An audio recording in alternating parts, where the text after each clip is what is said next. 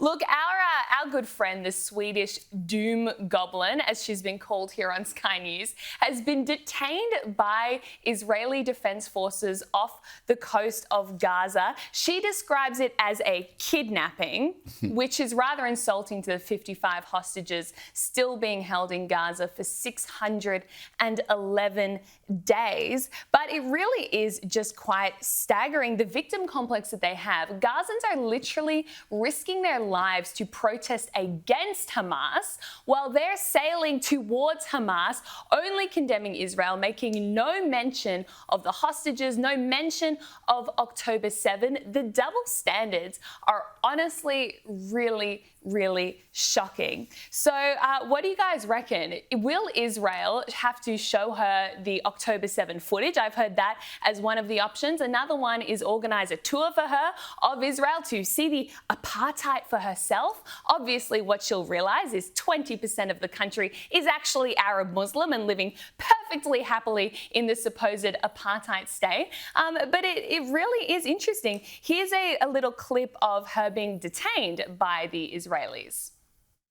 My name is Greta Thunberg and I am from Sweden. If you see this video, we have been intercepted and kidnapped in international waters by the Israeli occupational forces or forces that support Israel. I urge all my friends, family and comrades to put pressure on the Swedish government to release me and the others as soon as possible.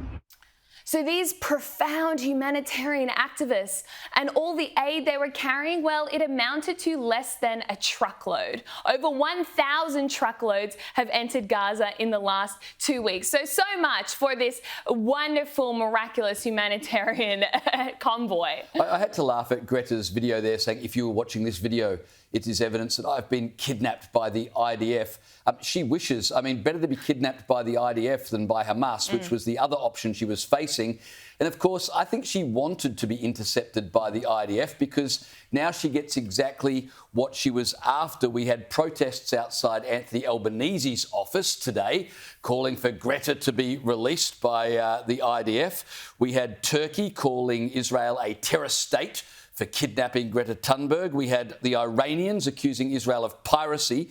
And we had the United Nations rapporteur on human rights, Francesca Albanese, saying that every port in the Mediterranean should be sending boats with aid and solidarity. So it's not just about aid, it's also a political movement.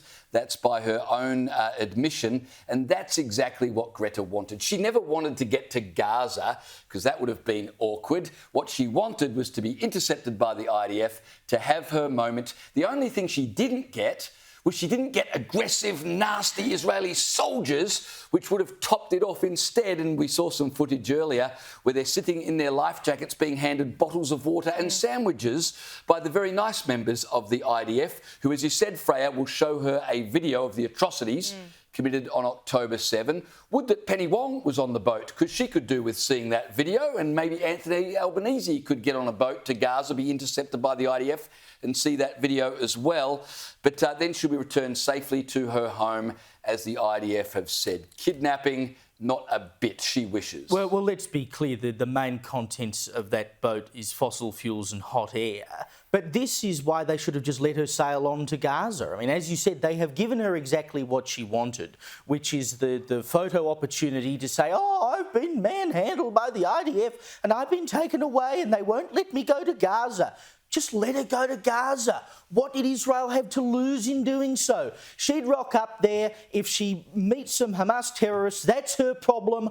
I don't particularly care. By intercepting her, they've now created the perception or the image, which she will now run with, and that's very clear from her video, that the IDF has interfered in her opportunity to express her free speech and go about her free will, and you can't possibly go there. That's what she will now run with. So just let her make land and do what she wants. It's not our problem. No, but if she'd actually been able to land in Gaza, Hamas would have used her for the ultimate propaganda stunt, just as they did when they were releasing the hostages. It would all be orchestrated, all to make Israel look terrible and Hamas look wonderful. But what's the propaganda stunt with Greta? with Greta. Oh, Yeah, but Hamas what are would they have gonna do? paraded Greta around, showing her the scenes of the genocide. That's exactly what they would have done. Yeah, but do the people... would worship her. But who is that for? Is that for the people in Gaza or outside? No, for the Western world, for the people outside of Gaza. Yeah, but anyone who already agrees with Greta, and everyone who hates Greta. So what is using her as a propaganda tool do to help? Well, what does